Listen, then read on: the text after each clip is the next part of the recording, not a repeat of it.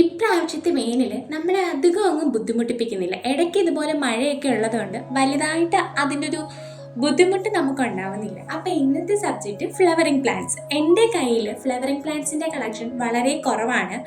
ഞാൻ കൂടുതലും ഇഷ്ടപ്പെടുന്നതും എൻ്റെ കയ്യിൽ കളക്ഷൻസ് കൂടുതലായിട്ടുള്ളതും ഇൻഡോർ പ്ലാന്റ്സ് ആണ്. അതിന് കാരണം ഇൻഡോർ പ്ലാന്റ്സ് നമ്മളിങ്ങനെ ഫ്ലവറിന് വേണ്ടി വെയിറ്റ് ചെയ്യേണ്ട ആവശ്യമില്ല. അത് മാത്രമല്ല, ബ്രൈറ്റ് ആയിട്ടുള്ള ഇൻഡയറക്റ്റ് ലൈറ്റ് മാത്രമേ ഇൻഡോർ പ്ലാന്റ്സിന് ആവശ്യമുള്ളൂ.